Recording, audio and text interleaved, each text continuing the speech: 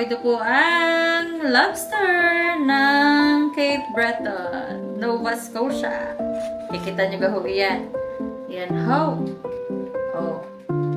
Ay, babae. Kita nyo, malaki ang balakang. So, ganito. Sabi nila, bawal ganito daw dapat para daw hindi malaglag yung juice. So, ang una natin gagawin, aalisin muna po natin itong malalaki nilang galamay. Pagkatapos, syempre, yung maliliit, i-twist lang natin yan para maalis. Yan. Pagkatapos, syempre, lagay mo muna dyan. Ito naman sa yan, galamay. Atin pong puputulin.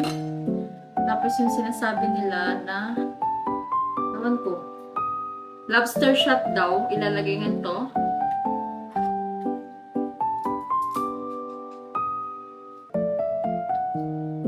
Yan.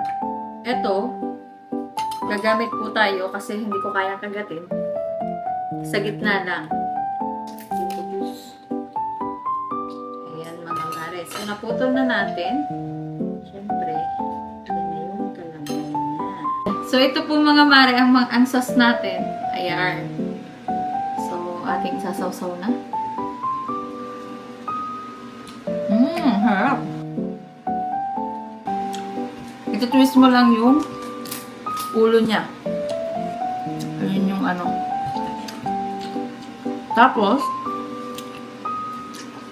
syempre, yung buntot. Pagtagin natin. Yan o. Naputol. Tapos, yung iba, ginaganyan lang nila. Pero hindi ko kaya. So, kaya, gagamit po tayo ng gunting.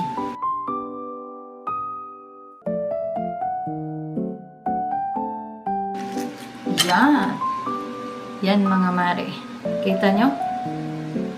Yan po ang laman. So ngayon, hihilahin nyo po ito. Hihilahin. Nakikita nyo yung black? Kailangan nating alisin yun. Alisin yung black. We have to remove that. Yan, did you see that? We have to remove it. Dapat ganyan na siya kalinis. Kita nyo? So, pwede na natin kainin. Bye-bye!